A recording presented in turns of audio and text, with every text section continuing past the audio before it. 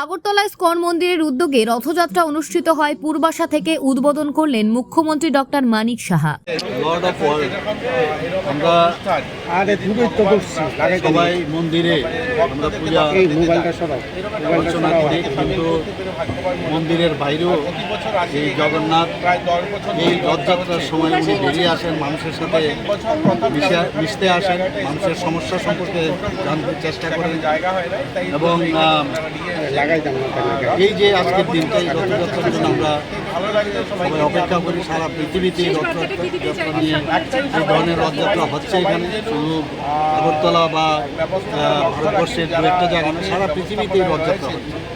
একটা কথাই বলবো, ত্রিপুরা যেভাবে সামনের দিকে এগিয়ে যাচ্ছে, মাননীয় প্রধানমন্ত্রী যেভাবে ভারতবর্ষকে সামনের দিকে এগিয়ে নিয়ে যাচ্ছে, সমস্ত মানুষের কাছে এটাই আবেদন করব যেন আমাদের মাননীয় প্রধানমন্ত্রীজিকে সবাই আশীর্বাদ করে, আমাদেরকে আশীর্বাদ করে, যেন আমরা এই দেশকে আমরা সামনের দিকে এগিয়ে নিই। ঠিক আছে, থ্যাংক ইউ। মূল মহত্ব হচ্ছে ধর্ম জাতি নির্বিশেষে জগন্নাথ দেব সবাইকে আলিঙ্গন করবেন, সবাইকে আশীর্বাদ করবেন। এবং আমরা জগতের নাথ জগন্নাথ, জগন্নাথ শুধু হিন্দুদের নাথ নয়, শুধু খ্রিস্টানদের নাথ নয়, শুধু মুসলমানদের নাথ নয়, তিনি সারা পুরীর নাথ নয়, ভারতের নাথ নয়, সারা বিশ্বের নাথ, জগতের নাথ জগন্নাথ।